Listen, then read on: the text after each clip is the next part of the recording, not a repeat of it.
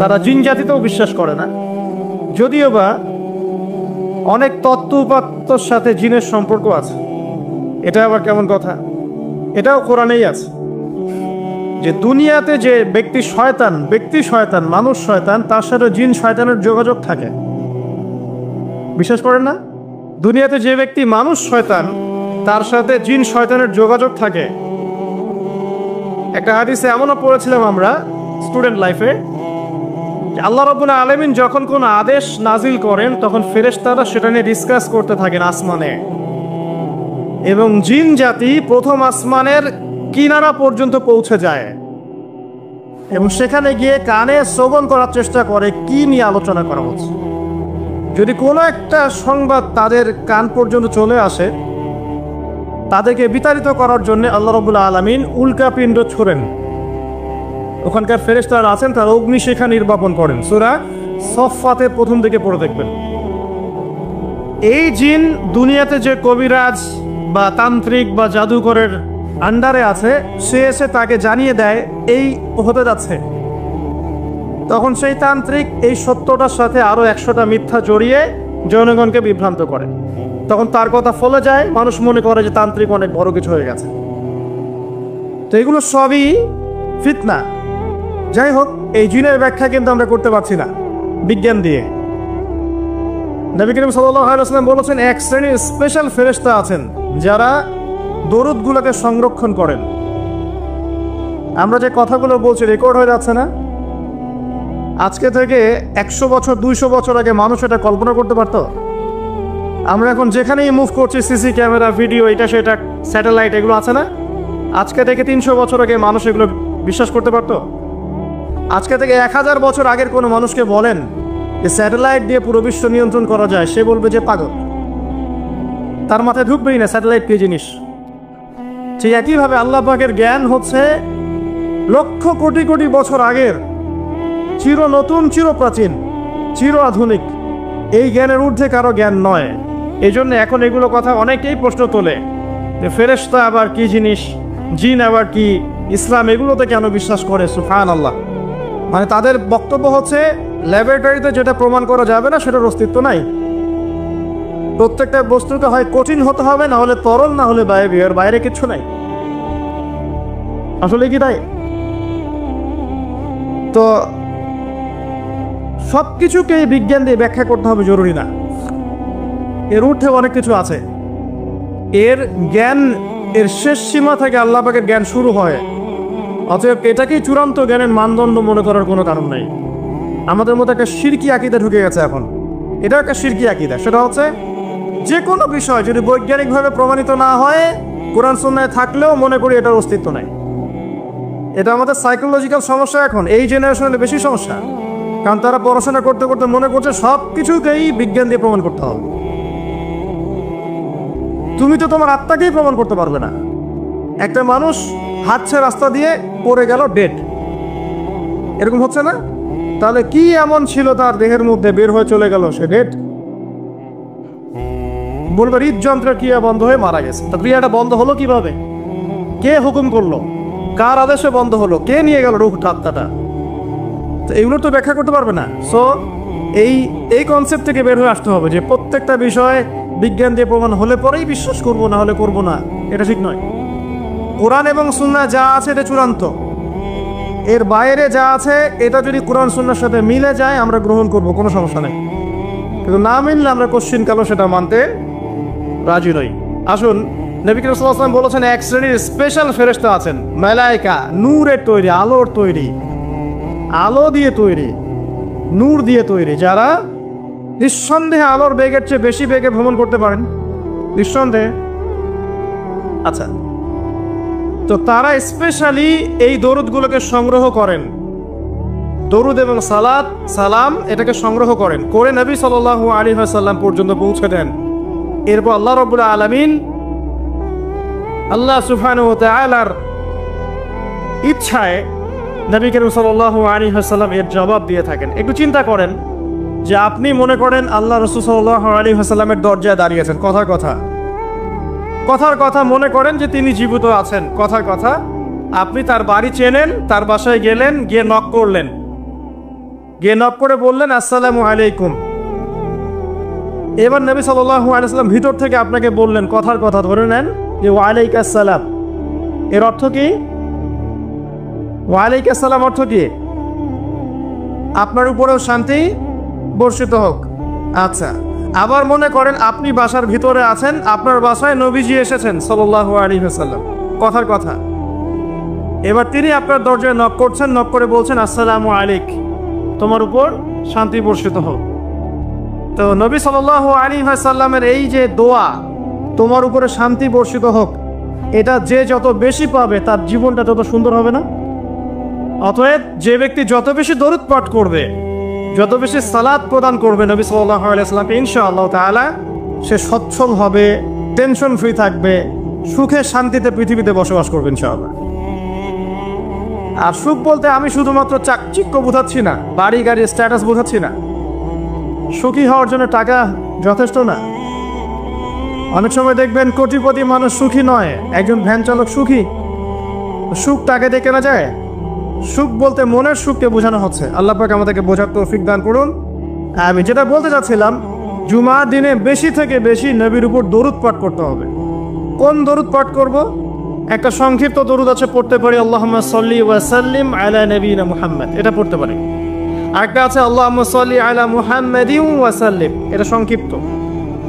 আর যদি আপনার সামনে নবীর নাম উচ্চারণ করা হয়, বলবেন সাল্লাল্লাহু আলাইহি ওয়াসাল্লাম। অথবা সবচেয়ে সেরা দরুদ হচ্ছে দরুদ ইব্রাহিম, আল্লাহুম্মা সাল্লি আলা মুহাম্মদ ওয়া আলা আলি মুহাম্মদ কামা সাল্লাইতা আলা ইব্রাহিম ওয়া আলা আলি ইব্রাহিম ইন্নাকা হামিদুম মাজিদ। আল্লাহুম্মা বারিক আলা মুহাম্মদ ওয়া আলা আলি মুহাম্মদ কামা বারাকতা আলা ইব্রাহিম ওয়া আলা আলি ইব্রাহিম ইন্নাকা হামিদুম মাজিদ। এটা প্রথম আমল, জুমার দিনে করবেন। এছাড়া প্রত্যেক দিন সকালে 10 বার এবং সন্ধ্যায় 10 বার করে দরুদ পড়বেন। তাহলে কি হবে? ইনশাআল্লাহ তাআলা আপনি, আমি, আমরা সবাই কিয়ামতের মাঠে নবী সাল্লাল্লাহু আলাইহি ওয়াসাল্লামের সুপারিশ পেয়ে যাব ইনশাআল্লাহ। সুপারিশ সম্পর্কে একটা হাদিস শুনিয়ে দেই, যথেষ্ট হবে ইনশাআল্লাহ। নবী সাল্লাল্লাহু আলাইহি ওয়াসাল্লাম বলেছেন, আমার উম্মতের যে ব্যক্তি, যে কোনো ব্যক্তি, নারী পুরুষ, সাদা কালো, বাঙালি, পাকিস্তানি, আফগান, সিরিয়ান, যেখানকার মানুষ হোক না কেন, যে কোনো ব্যক্তি, সে যদি শিরিক না করে মারা যায়, আল্লাহর সাথে শিরিক করে নাই, এই অবস্থায় মারা গেছে, নবী সাল্লাল্লাহু আলাইহি ওয়াসাল্লামের সুপারিশ তার উপর ওয়াজিব হবে ইনশাআল্লাহ। ইনশাআল্লাহ সে জান্নাতে যাবে যদি শিরিক না করে মারা যায়। অন্য যে কোনো পাপ আল্লাহ যাকে ইচ্ছা মাফ করতে পারেন। আল্লাহ পাক আমাদেরকে শিরিক মুক্ত আমল করার তৌফিক এনায়েত করুন, আমিন। জুমার দিনে দ্বিতীয় আমল হচ্ছে আপনাকে সূরা কাহফ তেলাওয়াত করতে হবে। এটা খুবই ইম্পর্টেন্ট একটা আমল। জুমার দিনে সূরা কাহফ অবশ্যই তেলাওয়াত করবেন। যদি পুরোটা তেলাওয়াত করতে নাও পারেন, কমপক্ষে প্রথম 10 আয়াত, শেষের 10 আয়াত তেলাওয়াত করবেন। ফজিলত, আল্লাহ রাব্বুল আলামিন আপনাকে মসিহুদ দাজ্জালের ফিতনা থেকেও বাঁচাবেন ইনশাআল্লাহ। আর এখন আমরা দাজ্জালের ফিতনা যুগেই বাস করছি, কোনো সন্দেহ নাই। প্রতিটা সেক্টরেই ফিতনা আছে, প্রতিটা সেক্টর। এই যুগে বসবাস করে যে ব্যক্তি মনে করে যে আমি ফিতনামুক্ত একটা পরিবেশে বসবাস করছি, এর চেয়ে অন্ধ ব্যক্তি পৃথিবীতে আর কেউ নাই। আপনি আল্লাহর নূর দিয়ে দেখেন, আপনি দেখবেন প্রতিটা সেক্টরেই ফিতনা, প্রতিটা সেক্টরে। হোক সেটা কালচার, হোক সেটা এডুকেশন, হোক সেটা ইকোনমি, পলিটিক্স, ওয়ার্ল্ড অ্যাফেয়ার্স, পরিবার, যে কোনো জায়গায় দেখবেন ফিতনা, প্রত্যেকটা জায়গায় ফিতনা। তো এই ফিতনার যুগে বসবাস করে যদি আমরা নিরাপদ থাকতে চাই, তাহলে সূরা কাহফ তেলাওয়াত করতে হবে, কমপক্ষে প্রথম 10 আয়াত এবং শেষ 10 আয়াত। আল্লাহ পাক তৌফিক এনায়েত করুন, আমিন। আরেকটা আমল বলবো জুমার দিনে, সেটা হলো জুমার দিনে বেশি বেশি দোয়া করবেন আল্লাহর কাছে, কারণ এই দিনে 2টা সময় আছে, এই সময় দোয়া কবুল হয়ে যাবে ইনশাআল্লাহ তাআলা। আরেকটা আমল বলতে চাই, যদিও সেটার সময় আপনাদের আজকে চলে গেছে, সেটা হলো জুমার দিনে যে ব্যক্তি সকাল সকাল গোসল করে, আমি আরেকদিন খুতবায় বলেছিলাম, সকাল সকাল গোসল করে, আর্লি মর্নিং মসজিদে চলে আসে, আতর সুগন্ধি ব্যবহার করে, উত্তম কাপড় পরে, সবচেয়ে সেরা কাপড়টা পরে, মসজিদে আসার সময় আমরা দেখি যে সবচেয়ে নর্মাল কাপড়টা পরে আসি, এটা ঠিক নয়। আমরা এখানে আল্লাহর সাথে সাক্ষাৎ করতে এসেছি। আপনাকে যদি আপনার গার্লফ্রেন্ড এখনই ডাকে কফি হাউসে, আপনি সবচেয়ে সেরা পোশাকটা পরে যাবেন, তাই না ভাই? তার মানে যাওয়ার অভ্যাস আছে? বা কোনো বিশেষ ব্যক্তি যদি আপনাকে ডাকে, এমপি হোক, মন্ত্রী হোক, বা কোনো ব্যারিস্টার, কোনো স্যার, কোনো জজ, আপনাকে একটা কনভারসেশনের জন্য ডাকলো, আপনি সবচেয়ে সেরা পোশাকটা পরে যাবে, তাই না? আপনার সামর্থ্য অনুযায়ী সবচেয়ে সেরা পোশাক পরতে হয় মসজিদে আসার সময়। খুযু যিনাতাকুম ইনদা কুল্লি মসজিদ, আল্লাহ পাক বলেছে প্রত্যেকবার যখন মসজিদে আসবে তখন সেরা পোশাকটা পরে আসবেন। জুমার দিনে সবচেয়ে উত্তম পোশাক পরে আসবেন। আসার পর সকাল সকাল গোসল করে সুগন্ধি ব্যবহার করে পায়ে হেঁটে যে ব্যক্তি আসে এবং ইমামের এই যে কাছাকাছি বসে, ইমামের কাছাকাছি বসার পরে খুতবা মনোযোগের সাথে শ্রবণ করে এবং খুতবার মাঝখানে কোনো কথা বলে না, কাউকে ডিস্টার্ব করে না। এরপর ইমামের সাথে নামাজ আদায় করে।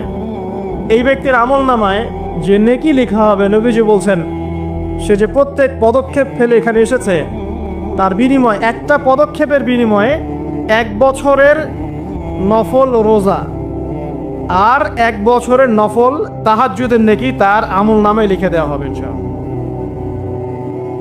এই কাজগুলো আমরা জুমার দিন খুব সহজেই করতে পারি। আল্লাহ পাক আমাদের জুমাকে মূল্যায়ন করার তৌফিক দান করুন। আর দেখবেন আমরা জুমাটাকে উপলব্ধি করি কিভাবে, এনজয় করি কিভাবে। এই দিনে বিয়ের অনুষ্ঠান, এই দিনে পার্টি, এই দিনে ডিজে, এই দিনে অমুক, এই দিনে সাউন্ড বক্স বাজতেছে, এই দিনে পিকনিক, এই দিনে বনভোজন। জুমার দিনের ফজিলতটা যে অনেক বেশি, এটা শয়তান আপনাকে দুনিয়ার চাকচিক্য দিয়ে ভুলিয়ে দিয়েছে। দুনিয়ার চাকচিক্য দিয়ে শয়তান আপনাকে জুমার ফজিলতটা ভুলিয়ে দিয়েছে। মনে রাখবেন, যত কাজ জুমার দিনের বাইরে। জুমার দিনটা হচ্ছে আমাদের সংস্কৃতি, ইবাদত করার সংস্কৃতি। একটা কথা মনে পড়লো, বলে ফেলি, যে একটা বিষয় মাথায় ঘুরপাক খেত সবসময় ছোটবেলা থেকে, যে আল্লাহ পাক ইসলাম কেন নাজিল করলেন, মানে ইসলাম আমাদেরকে দিয়েছেন কেন আল্লাহ রাব্বুল আলামিন। আমরা জানি এটা কমপ্লিট কোড অফ লাইফ, সব বিষয়ের সমাধান আছে, এভরিথিং ইজ অলরাইট, কিন্তু একটা মনের শান্তি পাওয়ার মতো উত্তর পাচ্ছিলাম না। উত্তরটা আমরা এই বয়সে এসে বুঝতে পারছি, সেটা হচ্ছে আল্লাহ পাক আমাদেরকে দ্বীন ইসলাম দিয়েছেন কি জন্য জানেন? যাতে আমরা জীবনটাকে উপভোগ করতে পারি, জানেন, যাতে করে আমরা জীবনটাকে উপভোগ করতে পারি এবং জীবনটা উপভোগ করে পরকালেও জান্নাত পেতে পারি।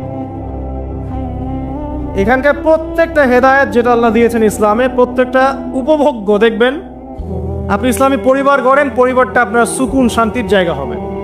ইসলামী সমাজ গড়েন, সমাজটা শান্তির হবে। ইসলামী অর্থনীতি মেনে চলেন, দেখবেন আপনি ইকোনমিক লাইফে ভালো আছেন। ইসলামিক পোশাক পরেন, আপনি হ্যান্ডসাম থাকবেন। নবীর মতো ঘুমান, আপনার শরীর ভালো থাকবে। তার মতো খান, শরীর ভালো থাকবে। প্রতিটা বিষয় দেখবেন লাইফকে এনজয় করার জন্য দেওয়া হয়েছে। ইসলামের বাইরে গেলেই এমন কিছু আমাদের মধ্যে ঢুকে যাবে যেটা আমাদের দুনিয়াও ক্ষতি করবে, পরকালকেও নষ্ট করবে। আল্লাহ পাক আমাদের হেফাজত করুন, আমিন। তো এই জুমার দিন আজকে পড়ে গেছে, আমরা জুমার দিনটাকে কাজে লাগানোর চেষ্টা করব। আল্লাহ পাক আমাদের সবাইকে তৌফিক এনায়েত করুন। আরেকটা বিষয় আজকে জড়িয়ে গেছে, সেটা হলো আরাফার দিন। আজকে জানেন আপনারা যে আজকে আরাফার দিন এবং হাজিরা আলহামদুলিল্লাহ আজকে আরাফার মাঠে সমাবেত হয়েছেন। এবং এই দিন সংক্রান্ত কিছু কথা বলে আমি সামনে দিকে যাচ্ছি। প্রথম যে বিষয়টা বলবো, যে এই দিনটার কসম আল্লাহ পাক কোরআনে করেছেন, যেটা একটু আগে আমি বললাম, শাহিদি ওয়া মাশহুদ ওয়াল ফাজরি ওয়া লায়ালিন আশর ওয়া শাফঈ ওয়াল ওয়াতর। জোর এবং বিজোরের কসম। এখানে জোর বলতে বোঝানো হয় কুরবানির ঈদকে, অর্থাৎ এই যেটা ঈদ উল আজহার দিন। আর বিজোর বলতে বোঝানো হচ্ছে এই আজকের দিনটাকে, আরাফার দিনকে। আর ওয়াশাহিদ মানে জুমা, মাশহুদ মানে আরাফা। কোরআনের মধ্যে আল্লাহ পাক এই আরাফার দিনকে কেন্দ্র করে শপথ করেছেন। নিঃসন্দেহে আল্লাহ যে বিষয়টাকে নিয়ে শপথ করবেন, এটা সবচেয়ে বেশি মূল্যবান জিনিসের অন্তর্ভুক্ত হয়, তাই নয় কি? এটা বোঝার বাকি নেই, এই জিনিসটা আমাদের জন্য অনেক অনেক বেশি গুরুত্বপূর্ণ। আরেকটা ফজিলত হচ্ছে, কাতাদা রাদিয়াল্লাহু আনহু, আবু কাতাদা রাদিয়াল্লাহু আনহু থেকে বর্ণিত আছে সহিহ মুসলিমের 1162 নম্বর হাদিসে, নবী করিম সাল্লাল্লাহু আলাইহি ওয়াসাল্লাম বলেছেন, যে ব্যক্তি আরাফার দিনে সওম রাখবে, রোজা রাখবে, হজ করতে এসেছে, হাজি নয় এমন ব্যক্তি, হাজিদের জন্য নয়, বাইরে যারা আছে আমরা তাদের জন্য, যে ব্যক্তি আজকের দিনে সওম রাখবে, তার পূর্ববর্তী 1 বছর এবং পরবর্তী 1 বছরের গুনাহ আল্লাহ পাক মাফ করে দিবেন ইনশাআল্লাহ। আর এই দিনটাকে নিয়ে, রোজা নিয়ে অনেক কনফিউশন আমাদের মধ্যে চলে আসছে এখন, আজকে রাখবো না কালকে রাখবো ইত্যাদি। হাদিসের মধ্যে ইয়াউমুল আরাফা শব্দ এসেছে, আরাফার দিনের সওয়াবের কথা এসেছে, ইয়াউমুত তাসি বা নবম দিনের কথা আসে নাই। এটা নিয়ে যদিও বা ওলামায়ে কেরামের মধ্যে ইখতিলাফ লক্ষ্য করা যাচ্ছে, সবচেয়ে বেস্ট ডিসিশন হচ্ছে আজকেও রাখি কালকেও রাখি, সিম্পল সলিউশন। আজকেও রাখেন, আগামীকালকেও রাখেন, ইনশাআল্লাহ আপনি পুরোটা নেকি পেয়ে যাবেন ইনশাআল্লাহ তাআলা। তবে আমার মত আজকের দিন রোজা রাখাটাই আরাফার সওয়াব, এটা আমার ব্যক্তিগত মত। যদি এর সাথে কেউ দ্বিমত পোষণ করেন, আমি তার সাথে যুদ্ধ করতে যাব না। ঠিক আছে, এরপরে আসি। এই দিন একটা স্পেশাল আয়াত নাজিল হয়েছে আরাফার দিনে, স্পেশাল একটা আয়াত, সেটা হচ্ছে সূরা মাইদার 3 নম্বর আয়াত। আয়াতটা হচ্ছে আল ইয়াউমা আকমালতু লাকুম দীনাকুম। নবী করিম সাল্লাল্লাহু আলাইহি ওয়াসাল্লাম বিদায় হজের ভাষণ দিলেন, আল্লাহর পক্ষ থেকে আয়াত নাজিল হলো, আল ইয়াউমা আকমালতু লাকুম দীনাকুম, আজকের দিনে আমি তোমাদের উপরে দিন ইসলামটাকে কামেল করে দিলাম। কামেল মানে কি? পরিপূর্ণ করে দিলাম, একদম পরিপূর্ণ। ইসলামে ঢোকানোরও কিছু সুযোগ নাই, বের করারও কোনো সুযোগ অবকাশ নাই। ওয়াতমামতু আলাইকুম নি'মাতি, তোমাদের উপর আমার নিয়ামতকে পরিপূর্ণতা দান করলাম। ওয়া রাদিতু লাকুমুল ইসলাম দীনান, এবং দিন ইসলামকে তোমাদের উপর মনোনীত করে আমি সন্তুষ্ট হয়ে গেলাম। সুবহানাল্লাহ। এটা কিন্তু একটা কনক্লুসিভ আয়াত, মানে দীর্ঘ 23 বছর নবী সাল্লাল্লাহু আলাইহি ওয়াসাল্লাম স্ট্রাগল করেছেন, দিন প্রচার করেছেন, প্রসার করেছেন, প্রতিষ্ঠা করেছেন। এরপর আল্লাহ পাক একটা কনক্লুসিভ আয়াত নাজিল করে এই দিনটার মধ্যে একটা ইতিবাচক ভূমিকা টেনে দিলেন। অতএব এই দিনটা খুশির, এই দিনটা আনন্দের, এবং এই দিনটা ইবাদতের, উদযাপন করার, এটা আমাদের সংস্কৃতি। আমি এই বিষয়ে একটু পরে কথা বলছি ইনশাআল্লাহ। এরপরে চলে আসেন, আজকের দিন একটা দুটো দোয়া আপনারা পড়বেন স্পেশালি। একটা হলো তাকবীর, যেটা আমরা দেই, আল্লাহু আকবার আল্লাহু আকবার লা ইলাহা ইল্লাল্লাহ ওয়াল্লাহু আকবার আল্লাহু আকবার ওয়ালিল্লাহিল হামদ, এবং আইয়ামে তাশরিকের শেষ পর্যন্ত, মানে ঈদুল আযহা 3 দিন পর্যন্ত এটা পড়তেই থাকবেন ইনশাআল্লাহ তাআলা। আর সকল নবীগণের একটা শ্রেষ্ঠ দোয়া আছে। যত নবী ছিলেন পৃথিবীতে, তারা সবাই যত দোয়া করেছেন তার মধ্যে একটা দোয়াকে শ্রেষ্ঠ বলা হয়। শিখিয়ে দেব কোনটা? সেটা হলো লা ইলাহা ইল্লাল্লাহ ওয়াহদাহু লা শারীকা লাহ লাহুল মুলক ওয়া লাহুল হামদ ওয়া হুয়া আলা কুল্লি শাইইন কাদির। এই দোয়াটা দিনে যে ব্যক্তি 100 বার পড়বে, দিনে যে ব্যক্তি 100 বার পড়বে, ওই দিন আল্লাহর লিস্টে ওই ব্যক্তি ছাড়া বেশি আমলকারী কেউ হতে পারবে না। তবে সেই ব্যক্তি ব্যতীত যে এর চেয়ে বেশি পড়েছে, কেউ 200 300 500 পড়েছে, তখন সে বেশি র্যাঙ্কিংয়ে শীর্ষে চলে যাবে আর কি। মিনিমাম 100 বার। আরও ফজিলত হচ্ছে 100 বার যদি আপনি পড়েন, ওই দিন শয়তান আপনাকে স্পর্শ করতে পারবেন ইনশাআল্লাহ, এবং আপনার আমলনামা থেকে 100 গুনাহ মিটিয়ে ফেলা হবে, 100 নেকি লিখে দেওয়া হবে ইনশাআল্লাহ। অতএব আজকে আমরা এই দোয়াটা পড়তে পারি, লা ইলাহা ইল্লাল্লাহ ওয়াহদাহু লা শারীকা লাহ লাহুল মুলক ওয়া লাহুল হামদ ওয়া হুয়া আলা কুল্লি শাইইন কাদির। এরপরে আসেন, এই দিন একটা ফজিলত হচ্ছে, আজকের দিনটা হচ্ছে হজের দিন, হজ আকবরের দিন। আমরা অনেকেই হজটাকে তুচ্ছ মনে করি, অনেকের সামর্থ্য আছে কিন্তু হজ করতে যাই না। আছেন এমন মানুষ? দুনিয়া চাকচিক্য নিয়ে ব্যস্ত আছে, কিন্তু হজ ফরজ হয়ে গেছে, সেই কবে হজ করতে যাই না। মনে করি মেয়ের বিয়ে দিয়ে শেষ বয়সে যাব, তাই না? অথচ হজ করতে হয় ইয়াং বয়সে, যদি সামর্থ্য থাকে ইয়াং বয়সে হজ করতে হবে। আমরা কিছু ফজিলত জেনে নেই এবং আল্লাহর কাছে দোয়া করি, আল্লাহ পাক আজকে আমাদের এই ক্ষুদ্র মসজিদে যত মুসল্লি উপস্থিত আছে, আল্লাহ পাক সবার তাকদিরে হজ আকবার নসিব করুন, আমিন। এবং মাকবুল আর মাবরুর হজ করার তৌফিক আল্লাহ পাক আমাদের সবাইকে দান করুন, আমিন। একটা হাদিস আছে, বুখারী মুসলিম দুইটা কিতাবে এসেছে, যে ব্যক্তি মান হাজ্জা লিল্লাহ, যে ব্যক্তি শুধু আল্লাহর জন্য হজ করলো, ওয়ালাম ইয়ারফুফ ওয়ালাম ইয়াফসুক, এবং হজের মধ্যে কোনো প্রকার ফাহেসা কাজ করে নাই, অশ্লীল কোনো কাজ করে নাই, কোনো ফাসাকি কাজ করে নাই, সে ব্যক্তি ওই দিনের মতো নিষ্পাপ হবে। ওয়ালাদাতহু উম্মুহ, কোন দিন? ইয়াউমু ওয়ালাদাতহু উম্মুহ, যেদিন তার মা তাকে জন্ম দিয়েছিল। এটা সবচেয়ে বড় বেনিফিট। আরেকটা হাদিসে আছে যে মাকবুল হজ, একটা মাকবুল হজের জাযা জান্নাত ছাড়া আর কিছুই না। একটা মাকবুল হজের জাযা বা প্রতিদান হচ্ছে জান্নাত ছাড়া আর কিছুই না। একটা হাদিস পড়লাম গতকালকে, সেটা হলো নবী করিম সাল্লাল্লাহু আলাইহি ওয়াসাল্লাম বলছেন এই উম্মতকে লক্ষ্য করে, তোমাদের যাদের হজ করার সামর্থ্য আছে এবং যাকে কঠিন কোনো রোগ আক্রমণ করেনি। 1 2 যাকে কোনো অত্যাচারী শাসক বাধা দেয়নি। 2 এবং 3 যার আর্থিক সামর্থ্য আছে, গরিব মিসকিন না, আর্থিক সামর্থ্য আছে। 3টা শর্ত যার পূরণ আছে, তারপরেও যে ব্যক্তি হজ করলো না আমার উম্মতের মধ্যে, সে ইহুদি হয়ে মরুক বা নাসারা হয়ে মরুক, এতে আমার কিচ্ছু যায় আসে না। নাউজুবিল্লাহ, শুনতে পাচ্ছেন কথা? হজের সামর্থ্য আছে, রোগ নাই, অর্থনৈতিক সামর্থ্য আছে, কোনো শাসক তাকে বাধাও দিচ্ছে না, এরপরেও সে হজ করলো না। নবীজি বলছেন এ ইহুদি হয়ে মারা যাক বা নাসারা হয়ে মারা যাক, এতে আমার কিচ্ছু যায় আসে না। তারপরে শোনেন, 3 শ্রেণীর মানুষ আল্লাহ রাব্বুল আলামিনের মেহমান। 3 শ্রেণীর মানুষ আল্লাহ পাকের মেহমান। 1 নাম্বার হচ্ছে গাজী। গাজী মানে কি? ইসলামের জন্য যুদ্ধ করেছে, অন্য কোনো জন্য নয়, দিন ইসলামের জন্য যুদ্ধ করেছে, বিজয় লাভ করেছে, নাম কি? গাজী। এই ব্যক্তি আল্লাহর মেহমান। যেমন আবু বকর সিদ্দিক, ওমর, ওসমান, আলী রাদিয়াল্লাহু আনহুম, তারা ইসলামের জন্য যুদ্ধ করেছিলেন না? তারপরে তারা জীবিত ছিলেন না? তারা তখন গাজী হিসেবে বেঁচে ছিলেন। ঠিক আছে? 2 নাম্বার হচ্ছে মুতামির, মানে ওমরাকারী, যে ব্যক্তি ওমরা করতে গিয়েছে সে আল্লাহর মেহমান। আর 3 নাম্বারে যে হাজি, যে ব্যক্তি হজ করতে গিয়েছে সে আল্লাহ পাকের মেহমান। আমাদের একটা কর্তব্য আছে, এটাও একটা হাদিসে এসেছে। নবী করিম সাল্লাল্লাহু আলাইহি ওয়াসাল্লাম বলেছেন, ইদা লাকিতাল হাজ, যখন তুমি কোনো হাজির সাথে দেখা করবে, সাক্ষাৎ পাবে, ফাসাল্লিমু আলাইহি, তখন তাকে সালাম দিও, তখন তাকে সালাম দিও এবং তার সাথে মুসাফা করবে। তার সাথে কি করবে? মুসাফা করবে। এখন 1 হাতে না 2 হাতে তর্কে যাওয়ার দরকার নেই, মুসাফা করেন।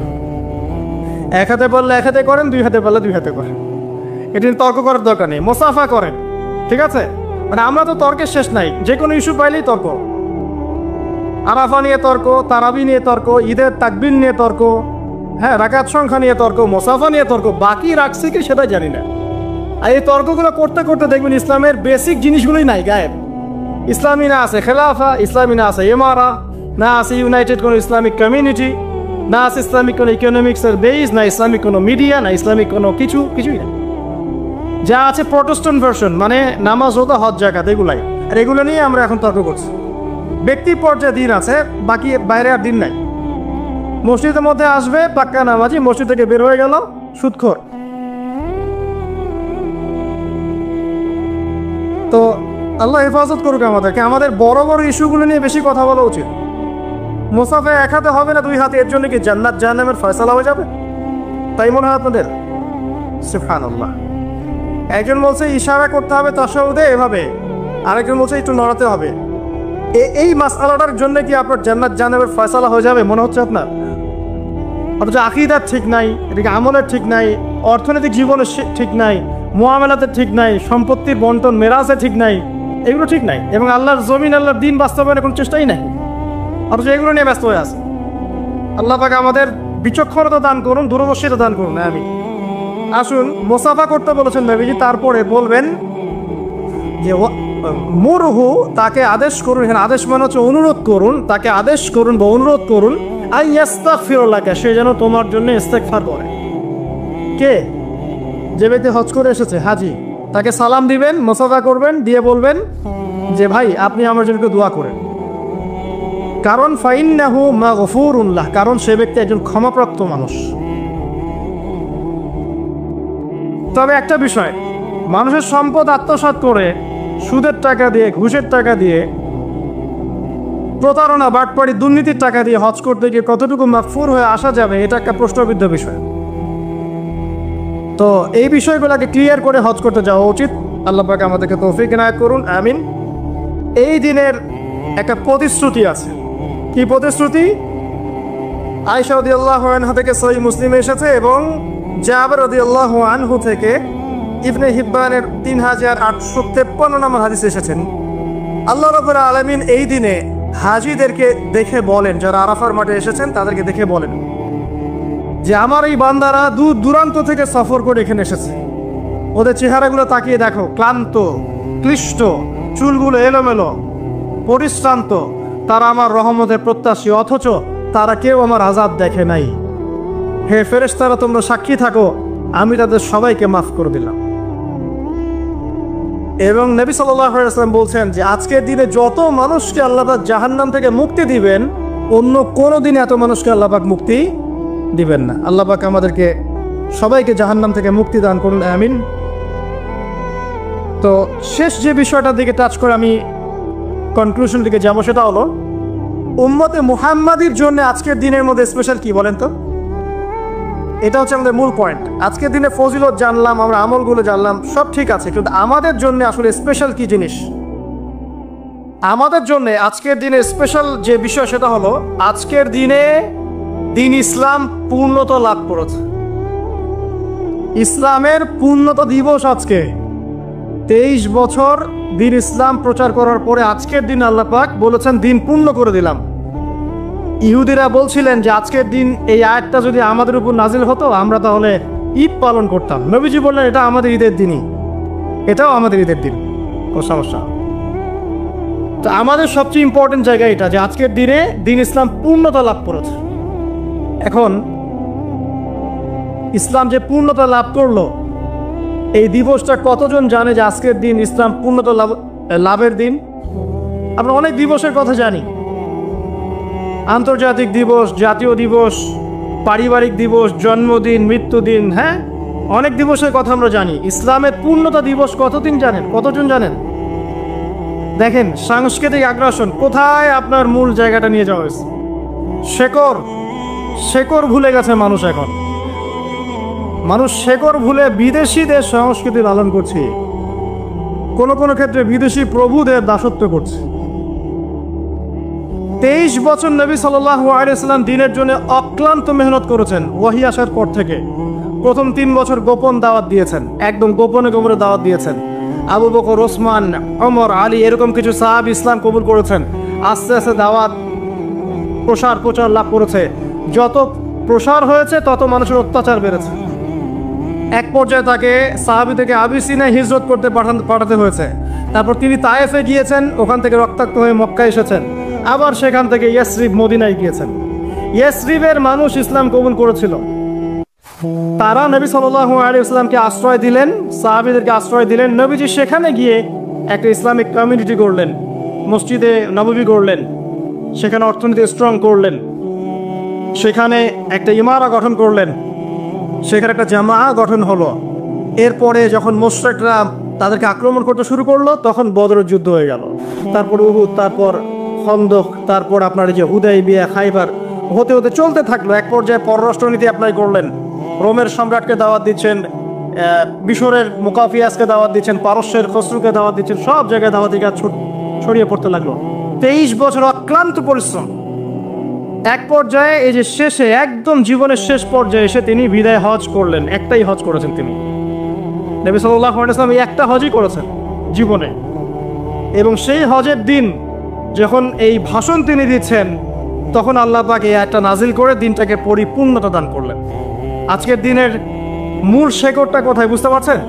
এই 23 বছরের দাওয়াতি জীবনের পরিসমাপ্তি এখানে। আজকের দিনের পরে আসলে পূর্ণাঙ্গ কোনো সূরা নাজিল হয়নি। সর্বশেষ নাজিল হয়েছে সূরা নাসর, ইযা জাআ নাসরুল্লাহি ওয়াল ফাতহ। এরপরে বিচ্ছিন্ন 2-1টা আয়াত নাজিল হয়েছে, কিন্তু পূর্ণাঙ্গ আর কোনো সূরা নাজিল হয়নি। আজকের দিনের পর নবী সাল্লাল্লাহু আলাইহি ওয়াসাল্লাম মাত্র 80 বা 83 দিন বেঁচে ছিলেন। সর্বশেষ যে কথাটা আমরা শুনবো এখন সেটা হলো নবী করিম সাল্লাল্লাহু আলাইহি ওয়াসাল্লাম আজকের এই দিনে জনগণকে উদ্দেশ্য করে কিছু কথা বলেছিলেন। এই কথাগুলো বলে তিনি আজকের হজটা শেষ করেছেন। আমরা অনেকেই এই ভাষণটা সম্পর্কে জানি না। আমরা অনেক ভাষণ নিয়ে এখন গর্ব করি। নবী করিম সাল্লাল্লাহু আলাইহি ওয়াসাল্লামের এই যে সর্বশ্রেষ্ঠ ভাষণ, এটা কতজন জানেন? বিদায় হজের ভাষণ। কতজন জানেন বিদায় হজের ভাষণে নবী সাল্লাল্লাহু আলাইহি ওয়াসাল্লাম কি বলেছিলেন উম্মতকে? আমরা একটু আপনাদেরকে শোনাবো, শুনিয়ে ইনশাআল্লাহ লেকচারটা শেষ করব।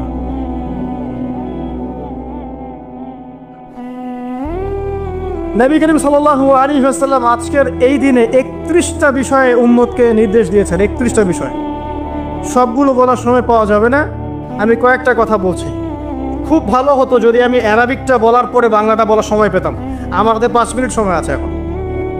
কারণ অ্যারাবিকটার যে ভাব গাম্ভীর্য এটা বাংলা আসলে আসবে না, তারপরে আমি চেষ্টা করছি। নবী করিম সাল্লাল্লাহু আলাইহি ওয়াসাল্লাম সবার সামনে দাঁড়িয়ে দীর্ঘ 23 বছর অক্লান্ত পরিশ্রম করে দাওয়াতি মিশন কমপ্লিট করার পরে সবাইকে সমবেত করে একটা হজ করলেন। হজ করার পরে তিনি গুরুগম্ভীর কণ্ঠে বলছেন, হৃদয়ের সমস্ত আবেগ বের করে দিয়ে বলছেন, হে জনগণ, আইয়ুহান নাস, হে জনগণ, আমি জানি না আজকের পর তোমাদের সাথে আমি কখনো মিলিত হতে পারবো কিনা। একটু চিন্তা করেন, সাহাবীরা সামনে দাঁড়িয়ে আছেন, নবীজি দাঁড়িয়ে এই কথাটা বলছেন, হে জনগণ, আমি জানি না আজকের পরে আমি তোমাদের সাথে মিলিত হতে পারবো কিনা। অতএব যে ব্যক্তি আজকে আমার এই কথাগুলোকে স্মরণ রাখবে সে যেন অন্যের কাছে এই কথাগুলো পৌঁছে দেয়। হতে পারে যার কাছে পৌঁছে দেওয়া হচ্ছে সেই এই কথাগুলোকে বেশি সংরক্ষণ করতে পারবে। আল্লাহ পাক তার প্রতি রহম করুন যে আমার এই কথাগুলোকে অন্যের কাছে পৌঁছে দিবে। নবীজির ভাষণ। এরপর নবীজি বলছেন, জেনে রাখো নিশ্চয়ই তোমাদের পরস্পরের, মুসলিমদের পরস্পরের সম্পদ, পরস্পরের রক্ত, পরস্পরের এই যে জান মাল ইজ্জত, এগুলো একে অপরের জন্য হারাম। মুসলিমদের পরস্পরের রক্ত, পরস্পরের ইজ্জত সম্মান একে অপরের জন্য হারাম, এর হানি করা একে অপরের জন্য হারাম। ঠিক যেমন আজকের এই দিন হারাম, এই শহর হারাম, এই মাসও হারাম। নবী করিম সাল্লাল্লাহু আলাইহি ওয়াসাল্লাম বলছিলেন, জেনে রাখো তিনটা বিষয়ে যেন তোমাদের অন্তর কখনো খেয়ানত না করে। তিনটা বিষয়ে তোমাদের অন্তর যেন কখনো খেয়ানত না করে। এক, তোমরা যে কাজটাই করবা শুধু আল্লাহ পাকের সন্তুষ্টির জন্য করবে। তোমরা যে কাজই করবে শুধু আল্লাহর সন্তুষ্টির জন্য করবে। তোমাদের শাসক বর্গের কল্যাণ কামনা করবে। তোমাদের শাসক বর্গের কল্যাণ কামনা করবে। 3 নাম্বার, মুসলিমদের জামাতকে আঁকড়ে ধরে রাখবে। মুসলিমদের ইউনাইটেড কমিউনিটিকে আঁকড়ে ধরে থাকবে। এই 3টা বিষয় পালনের ক্ষেত্রে তোমাদের অন্তর যেন খেয়ানত না করে। এদিন সূর্য ঢলে যাওয়ার পরে নবী সাল্লাল্লাহু আলাইহি ওয়াসাল্লাম আরো বললেন, শুনে রাখো হে মানব জাতি, এটা ভালো করে শোনেন, শুনে রাখো হে মানব জাতি, নিশ্চয়ই আমি মুহাম্মদ সাল্লাল্লাহু আলাইহি ওয়াসাল্লাম জাহেলি যুগের যত কুপ্রথা আছে সমস্ত কুপ্রথাকে আমার পায়ের তলে পিষ্ট করে গেল। জাহেলি যুগে কি ছিল ভাই? শিরিক ছিল, সুদ ছিল, মাদক ছিল, নারীর অবমাননা ছিল, কন্যা সন্তানকে দাফন করা হতো, রক্তক্ষয়ী হানাহানি মারামারি কাটাকাটি ছিল। এগুলো সব কিছুকে আমি আমার পায়ের তলে দাফন করে গেলাম। এটা কি দাফন হয়েছে? তিনি বলছেন, নিশ্চয়ই আমি জাহেলি যুগের সুদকে আমার পায়ে তলে পিষ্ট করে যাচ্ছি। সর্বপ্রথম যার সুদ আমি পিষ্ট করছি তিনি হচ্ছেন আব্বাস ইবনে আব্দুল মুত্তালিব, আমার চাচার সুদ। নিজের পরিবার থেকে দৃষ্টান্ত স্থাপন করলেন। তিনি আরো বললেন, হে উপস্থিত জনগণ, তোমরা মেয়েদের ব্যাপারে সতর্ক থাকবে এবং তোমাদের স্ত্রীদের ব্যাপারে সতর্ক থাকবে, তাদের হকের ব্যাপারে সতর্ক থাকবে, কেননা তোমরা তাদেরকে আল্লাহর কালিমার মাধ্যমে হালাল করে নিয়েছো। অতএব তাদের ব্যাপারে তোমরা সতর্ক থাকবে। তোমাদের উপর তাদের হক হচ্ছে তোমরা যা খাবে, যা পরবে, তাদেরকেও তাই খাওয়াবে, তাই পরাবে।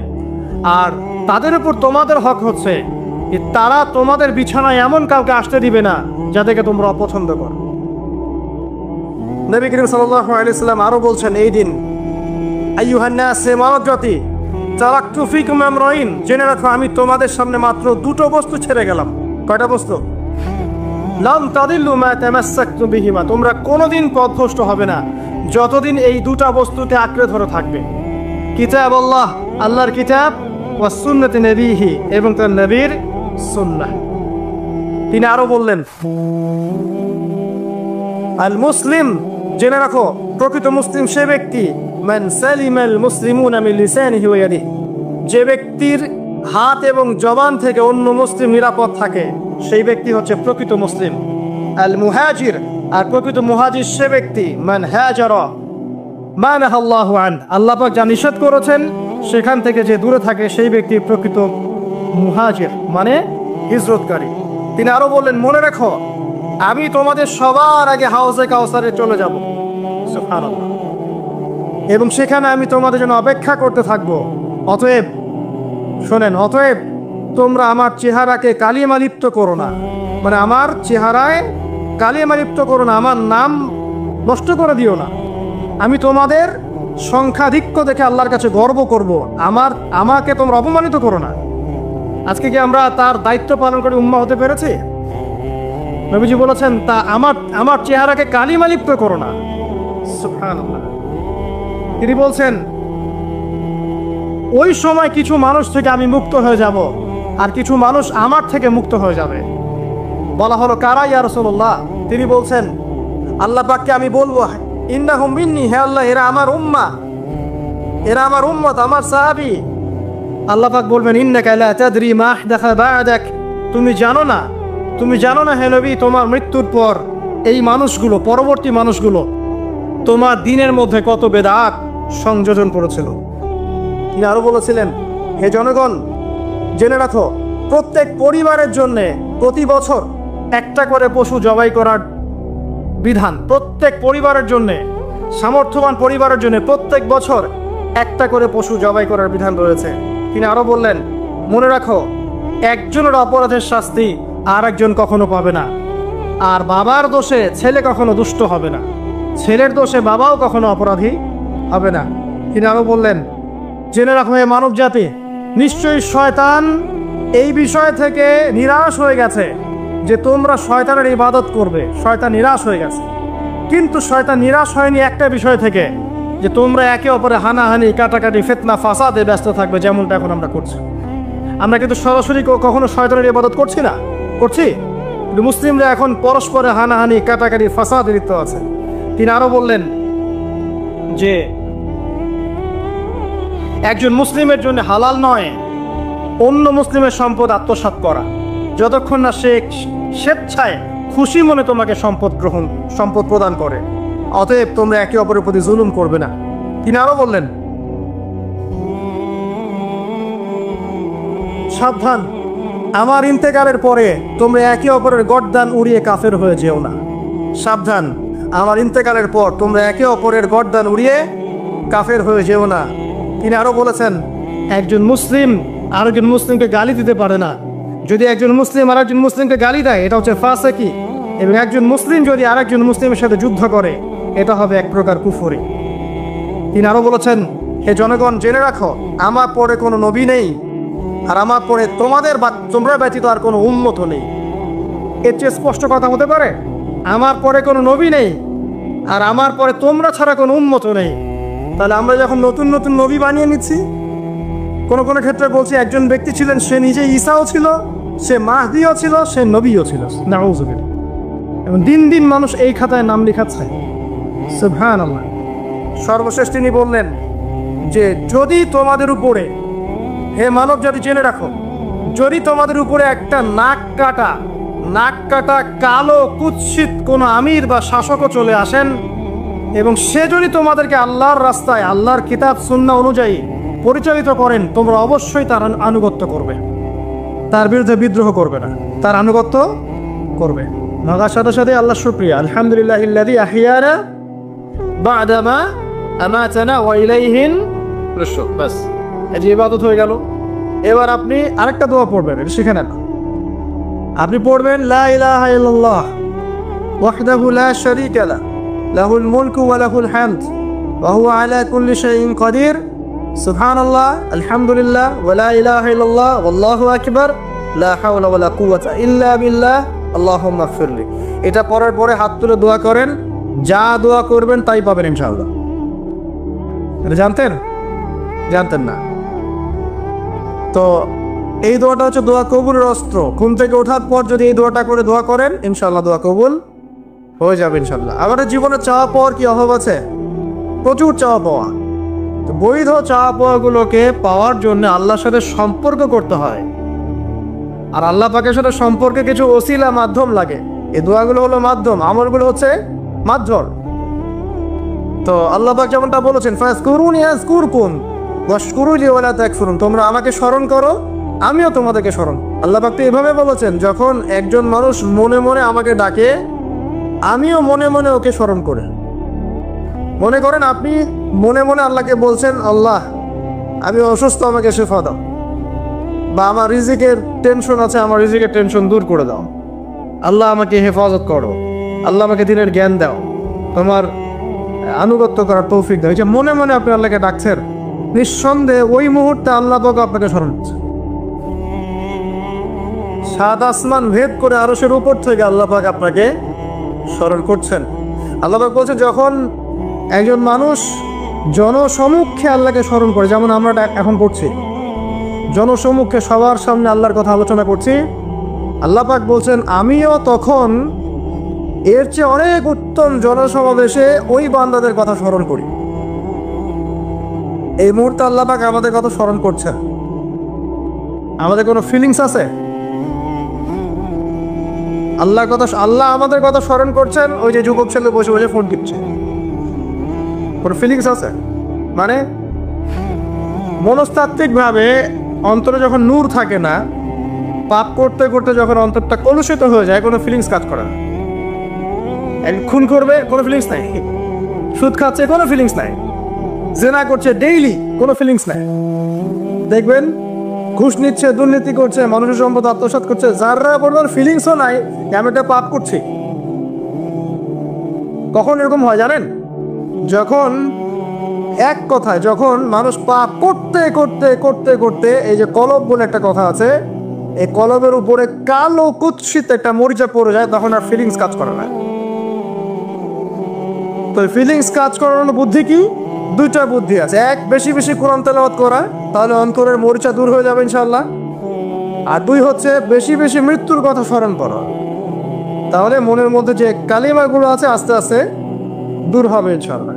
তো মৃত্যুর কথা কে স্মরণ করে? এখন মানুষ তো চলাফেরা করে এমন ভাবে যে কোনোদিন মরবেই না। কে স্মরণ করে? যে টেবিলের তল দিয়ে ঘুষ নিচ্ছে ও স্মরণ করে মৌতের কথা।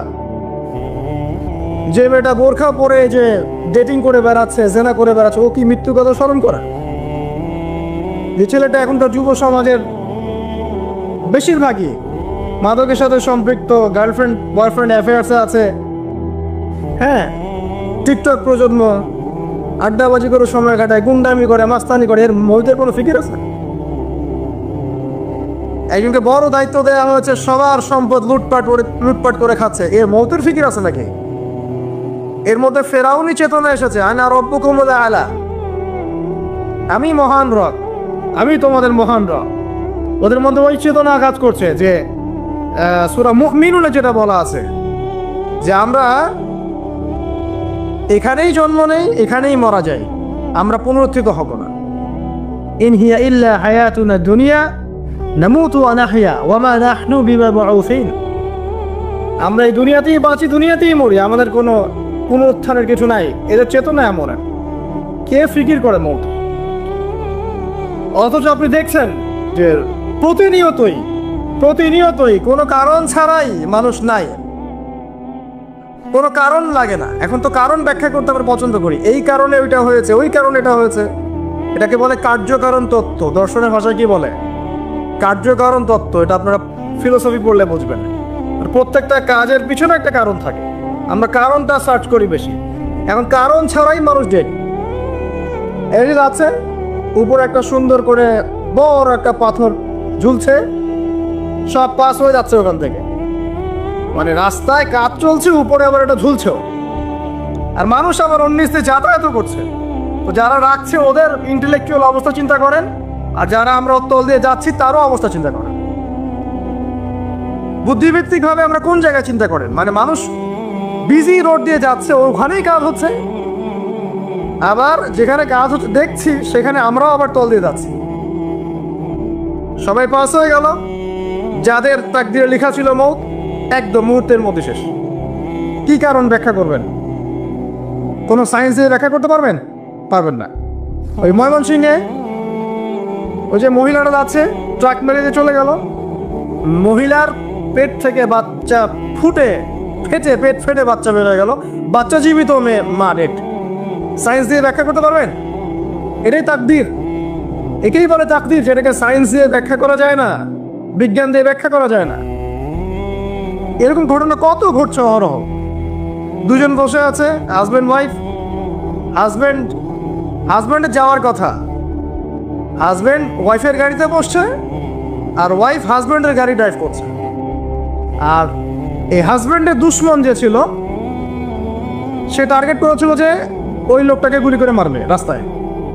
যেহেতু ওয়াইফ হাজব্যান্ডের গাড়ি ড্রাইভ করছে, রাস্তায় ওয়াইফ ডেড, হাজব্যান্ড জীবিত। তাকদির। তো তাকদিরকে কি আপনি এই ভাগ্যটা কি আপনি সায়েন্স দিয়ে ব্যাখ্যা করতে পারবেন? সম্ভব?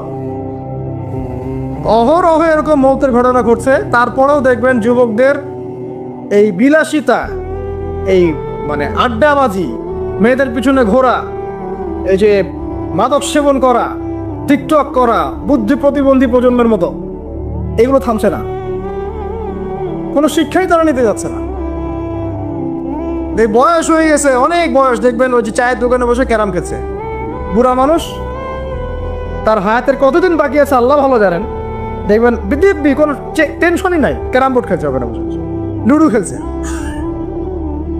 দেখেন আর যে আপনাদের গ্রামাঞ্চলে যে চায়ের স্টলগুলো আছে, দেখবেন ওই যে টিভি ছেড়ে রেখে দিবে, ঘন্টার পর ঘন্টা টিভি চলছে, মানুষ চা খাবে 1 কাপ আর টিভি দেখবে 5 ঘন্টা। ওর যে হায়াতের কোনো মূল্যই তার কাছে নাই। আল্লাহ পাক তাকে একটা সময় দিয়ে পাঠিয়েছেন, কোনো ফিলিংসই নেই। অথচ মানুষ প্রতিদিন, দিনে রাতে, প্রত্যেক দিন মানুষ অহরহ মারা যাচ্ছে। যাদের ভিতরে মৌতের চিন্তা আছে তারা কিন্তু পাপ কম করলেও ফিরে আসে আল্লাহর দিকে, কারণ তাদের প্রতি মৌতের ফিকির আছে। আর যাদের মৃত্যুর কোনো চিন্তা নাই তারা এই রাজনীতি বলেন, অর্থনীতি বলেন, সমাজনীতি বলেন, আর এই পরিবার আর ধর্ম বলেন, সমস্ত ক্ষেত্রে পাপ করে বেড়াবে, কোনো ফিকির নেই। আল্লাহ পাক আমাদেরকে মৌতের ফিকির করার তৌফিক দান করুন এবং পরকালের জীবনটাকে আসল জেনে দুনিয়ার কাজগুলো করার তৌফিক আল্লাহ পাক দান করুন। আসেন, তো এবার আপনি শুকরিয়া আদায় করছেন, আলহামদুলিল্লাহিল্লাযী আহইয়ানা বা'দা মা আমাতানা ওয়া ইলাইহিন নুশুর। আধা ঘন্টা আগে ঘুম থেকে উঠেছেন, এখন কি করবেন? বাথরুমে যাচ্ছেন। এই বাথরুম করাটা কি দুনিয়াবি কাজ না? এই কাজটা ইবাদত হবে যদি আমি ঢোকার সময় বাম পা দিয়ে ঢুকি আর বলি, কি বলি?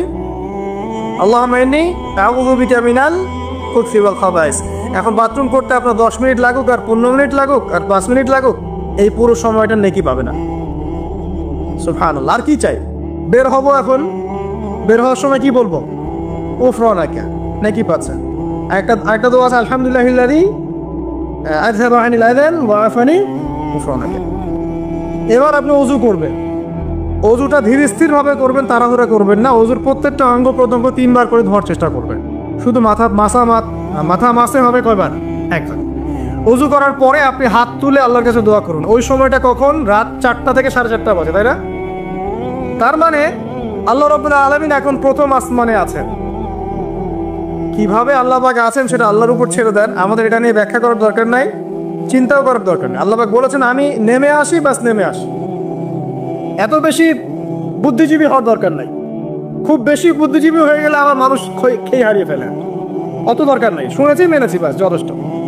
আল্লাহ পাক নেমে আসেন, কি বলেন? আল্লাহ বলেন যে কেউ কি আছো আমার কাছে কিছু চাইবে, আমি দিব। কেউ কি আছো যে আমাকে ডাকবে, আমি তোমার ডাকে সাড়া দেব? কেউ কি আছো আমার কাছে কোনো কিছু দোয়া করবে? হ্যাঁ, হাজত আছে, আমি পূরণ করে দেব।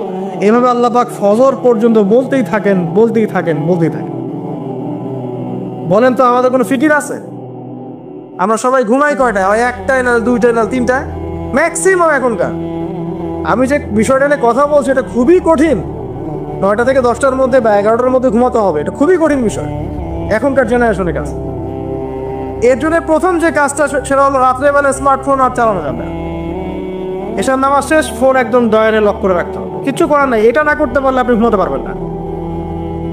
পারবেনই না। এবং এরপর দিনে আসছে, তখন বলছি দিনে কিছু কাজ আছে, দিনের কাজগুলো যদি আমরা ঠিকঠাক মতো করি তাহলে রাতে তাড়াতাড়ি ঘুম আসবে ইনশাআল্লাহ।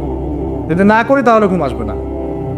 তো শেষ রাতে আল্লাহ পাক আসমানে নেমে আসেন, প্রথম আসমানে, এবং এই আহ্বান করতে থাকেন। তাই ওই সময় ওযু করার পরেই আপনি হাত তুলে আল্লাহর কাছে দোয়া করা শুরু করেন। আপনার যত চাওয়া পাওয়া আছে আল্লাহর কাছে ঢেলে দেন, ইনশাআল্লাহ আল্লাহ রাব্বুল আলামিন আপনাকে খালি হাতে ফেরাবেন না ইনশাআল্লাহ। আল্লাহ পাক তো এমন করে বলেছেন যে কেউ হাত তুলেছে আল্লাহর কাছে আর আল্লাহ পাক সেটাকে খালি ফিরিয়ে দিবেন, এটাতে আল্লাহ লজ্জা বোধ হয়। কথা বুঝতে পারছেন? আমাদের যাদের অনেক সম্পদ আছে বা সামর্থ্য আছে এবং মন আছে বড়, তাদের কাছে যখন কেউ সাহায্য চায় আপনার খালি ফিরেতে লজ্জা লাগে না? আপনার মনে হয় না যে চাইলো এত করে কিভাবে না করে ফিরাই? আছে না এমন মানুষ? আছে না? আসলে দান সৎকা করার জন্য সম্পদ লাগে না, দান সৎকা করার জন্য মন লাগে। কি লাগে? মন লাগে। দেখুন অনেক কোটিয়াল আছে মানুষ, দান সৎকা করতে পারে না, জাকাতই তো দেয় না, দান সৎকা করবে কি? বাংলাদেশে যত কোটিপতিগুলো আছে সবার থেকে জাকাত নেওয়া শুরু করলে এদেশে কোনো দারিদ্রতা বলে কিছু থাকবে না, ইনশাআল্লাহ থাকবেই না, এটাই বাস্তব। কে উদ্ধার করবে সেই টাকা? ইমাম মাহাদি আসলে করবে ইনশাআল্লাহ, ঈসা ইবনে মারিয়াম আসলে করবে ইনশাআল্লাহ। তখন কে জাকাত না দিয়ে পার পায় তাই দেখা যাবে। একটা ব্যক্তি পাওয়া যাবে না জাকাত না দিয়ে পার পায়। অবশ্য তখন এমন একটা যুগ আসবে যে মানুষ জাকাতের টাকা নিয়ে ঘুরবে, কিন্তু নেওয়ার মতো মানুষ নাই, সবাই সচ্ছল। আল্লাহ পাক সেই সুদিন ফিরা আনুক, আমিন। যেটা বলছিলাম যে সৎকা করার জন্য মন লাগে, আপনার টাকা লাগে না। এখন আসেন, কেউ যদি আমাদের কাছে এভাবে চায় আমরা খালি ফিরাতে লজ্জাবোধ করি। আল্লাহ পাক বলছেন যে আমার কাছে যখন বান্দা কিছু চায় তার হাতটাকে আমি খালি ফিরাই দেবো, এটাতে আমি লজ্জাবোধ করি। দোয়া করলে কয়েকটা বিষয় একটা হবেই, হয় আপনি সাথে সাথে সেটা পাবেন, না হলে একটু দেরিতে পাবেন, না হলে আল্লাহ পাক সেটা জমা করে রাখবেন পরকালের জন্য। পরকালে যখন আপনি দাঁড়াবেন আল্লাহর সামনে, আল্লাহ বলবেন দুনিয়াতে তুমি এই এই বিষয়গুলো চেয়েছিলে, আমি দুনিয়াতে দেই নাই, পরকালে তোমার জন্য সঞ্চিত রেখেছি, এখন না। তখন মানুষ কি বলবো জানেন? আমরা বলবো যে আল্লাহ দুনিয়াতে কিছুই যদি না পাইতাম, আজকেই সব দিত তাহলেই পেতাম। তো বেশি বেশি দোয়া করার অভ্যাস তৈরি করেন, বেশি বেশি দোয়া করেন। দোয়াই ইবাদত, আর দোয়া হল ইবাদা, দোয়াই ইবাদত। দোয়া করতে থাকেন, ইনশাআল্লাহ দেখবেন আল্লাহর সাথে আপনার সম্পর্ক গাঢ় হবে। যার সাথে আল্লাহর সম্পর্ক যত বেশি গাঢ় হবে, ইনশাআল্লাহ সে তত বেশি পরকালের বাসিন্দা হবে, দুনিয়ার বাসিন্দা কম হবে। আল্লাহ পাকে নূর এবং মারিফত অর্জন করতে পারবে ইনশাআল্লাহ তাআলা। এবারে আমরা কি করব? এবার মিনিমাম 2 রাকাত নামাজ পড়ার চেষ্টা করেন। রাতের সালাত 2 রাকাত করে আপনি 2, 4, 6, 8, 10, 12, 20 পড়তেই থাকতে পারেন, কোনো সমস্যা নাই। কিন্তু মিনিমাম 2 রাকাত নামাজ তাহাজ্জুদ আপনি পড়ার চেষ্টা করেন। পড়া যাবে না? আর নামাজটাকে তাড়াহুড়া করবেন না, কাইন্ডলি আল্লাহর ওয়াস্তে তাড়াহুড়া করবেন। রিল্যাক্সে কেরাত করেন, রুকুতে সময় দেন, সেজদায় সময় দেন, 2 সেজদার মাঝখানে সময় দেন, শেষ বৈঠকে দোয়াগুলো করেন, তারপর ধীরে স্থিরভাবে সালাম ফিরান, হাত তুলে দোয়া করেন, সময় দেন। কারণ আমি কি বলছি, সূরা জারিয়াতে 56 নম্বর আয়াতে আল্লাহ পাক বলেছেন দুনিয়াতে পাঠিয়েছি শুধু আল্লাহর ইবাদত করার জন্য। তো যে কারণে এসেছি, এটাতে এত তাড়া কিসের? অনেক মসজিদে নামাজ পড়লে মনে হয় ইমাম সাহেবকে বলি যে আপনার কি পেশাব পায়খানার চাপ নিয়ে নামাজ পড়ান?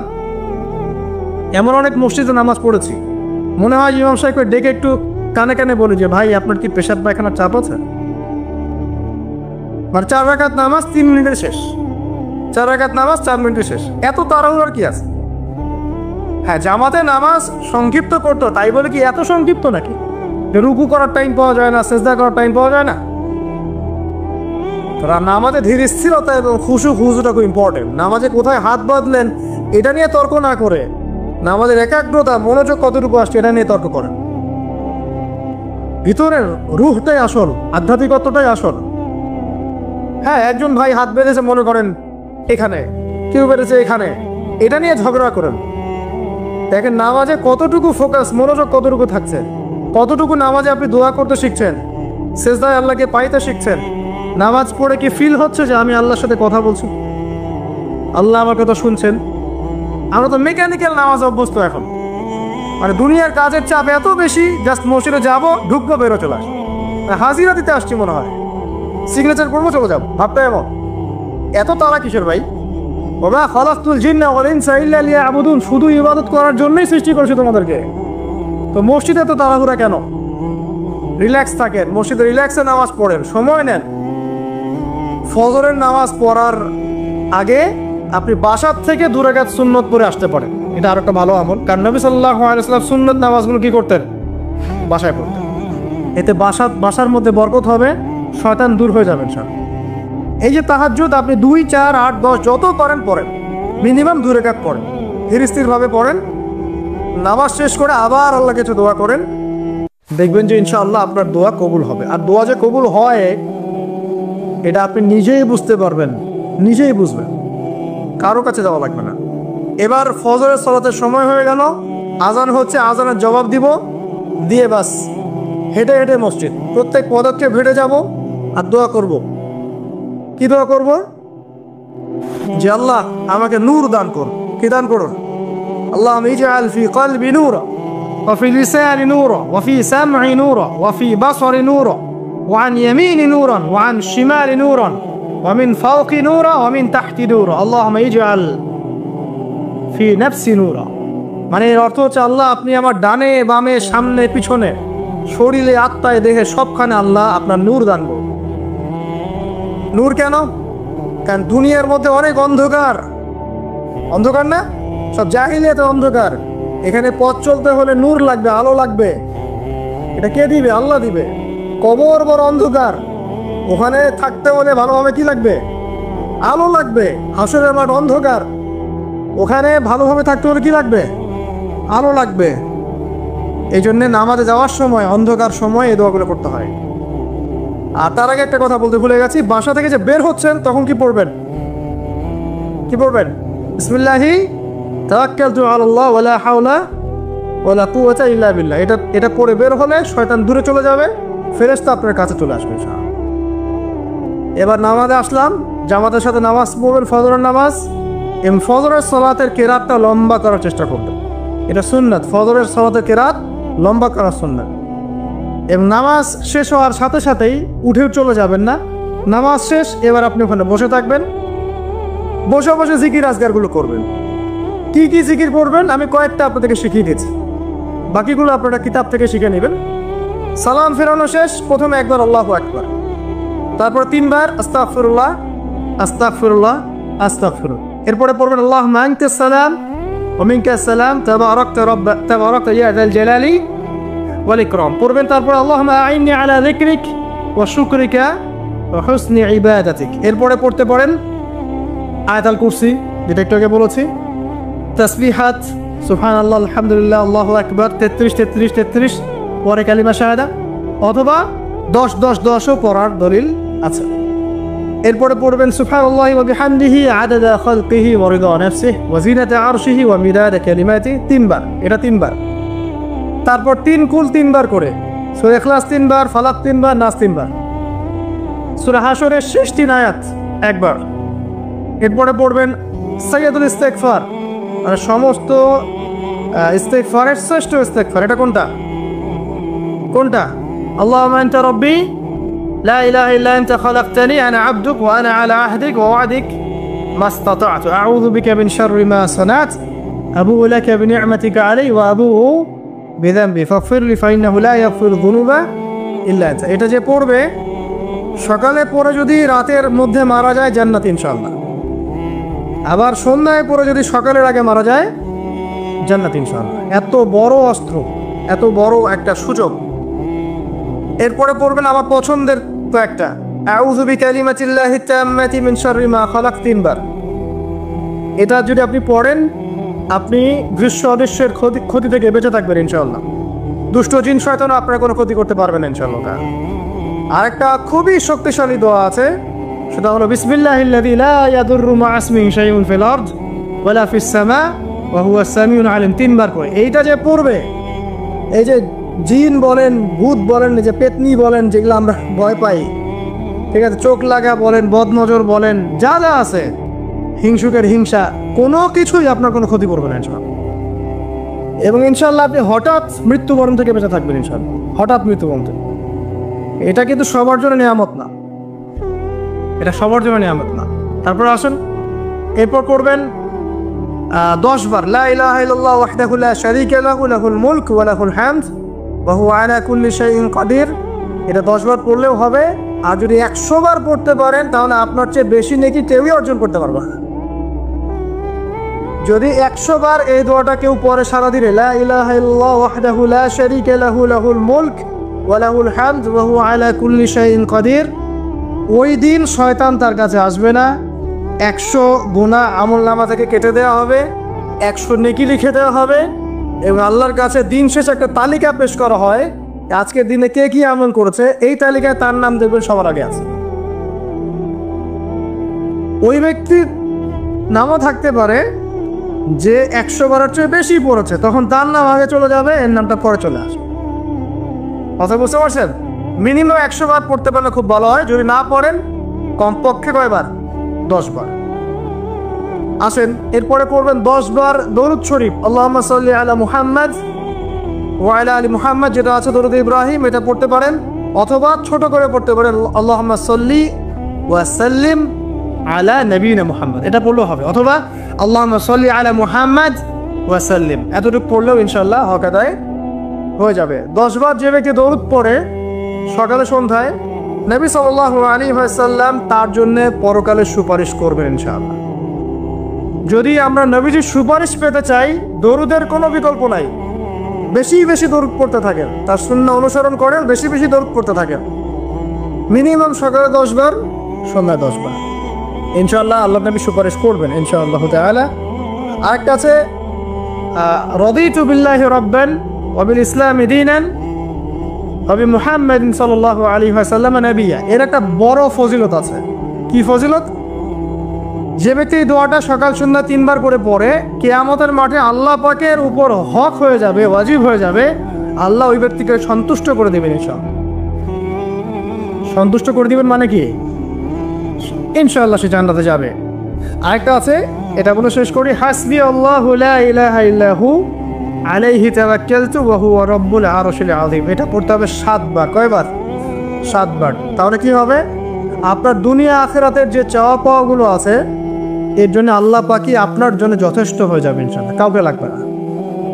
এইগুলা ফরজ নামাজ, মানে ফজরের নামাজ জামাতে পড়ার পরে বসে বসে এইগুলো করতে থাকবেন। যদি দোয়া আগে করা হয়, নামাজে মোনাজাত যেটা হচ্ছে আমাদের সমাজে, এটা যদি আগে করে ফেলা হয়, তাহলে দোয়ার পরে বসে থাকবেন, বসে বসে এগুলো পড়তে থাকবেন। যদি পারেন ইশরাকের নামাজটা পড়ে মসজিদ থেকে বের হতে পারে। ইশরাকের নামাজ মানে ফজরের সূর্য উঠে যাওয়ার পরে 2 রাকাত নফল পড়ে যে ব্যক্তি যাবে বাসায়, মানে প্রথমে ফজরের নামাজ জামাতে পড়েছে, জিকির আজকার করেছে, ইশরাকের সময় হয়েছে, নামাজ পড়ে বের হলো, এই ব্যক্তির আমলনামায় একটা কবুল হজের নেকি দেওয়া হবে, একটা কবুল উমরার নেকি দেওয়া হবে ইনশাআল্লাহ। এগুলো খুবই সহজে আমল করা যায়। এরপরে আপনি বাসায় ফিরে গিয়ে বা মসজিদেই কোরআন তেলাওয়াত করবেন। আমরা কোরআন তেলাওয়াত করব। কোরআন তেলাওয়াত করবেন 1 পারা, 1 পারা পারেন না অর্ধেক পারা, অর্ধেক পারা পারেন না 5 পৃষ্ঠা, 5 পৃষ্ঠা পারেন না কমপক্ষে 1 পৃষ্ঠা পারবেন না, 1 পৃষ্ঠা করে হলেও প্রতিদিন কোরআন তেলাওয়াত করতে হবে। পারবেন না ইনশাআল্লাহ? প্রত্যেক হরফে 10 নেকি পাবেন। কোরআন আপনার পক্ষে সুপারিশ করবে ইনশাআল্লাহ, এবং এই কোরআন আপনাকে ছায়া দিবে, সূরা বাকারা আলে ইমরানের মতো ছায়া দিবে কিয়ামতের মাঠে। এবং এটা নবী সাল্লাল্লাহু আলাইহি ওয়াসাল্লাম যেটা বলেছেন, আল কোরআন হুজ্জাতুল লাকা ওয়া আলাইক, এটা তোমার পক্ষে সাক্ষী দিবে অথবা বিপক্ষে সাক্ষী দিবে। তো কোরআন তেলাওয়াত করবেন। এরপরে আমরা কি করি? আমরা হয়তো যে যার মতো চলে যাই, কেউ স্কুলে চলে যান, নাস্তা করেন। আচ্ছা, নাস্তার আগে একটা কথা বলি। সকালে নাস্তা করবেন এমনভাবে যে, এখনকার ডক্টররাও বলেন এই কথাটা, সকালবেলা একটু বেশি খেতে হয়, সকালবেলা একটু বেশি হেভি ফুড নিতে হয়, দুপুরে তার চেয়ে একটু কম, রাতে আরও কম। আর আমাদের তো উল্টা, কিন্তু সকালে অল্প একটু, দুপুরে একদম বিশাল, রাতের বেলা আরও বিশাল, নাকি?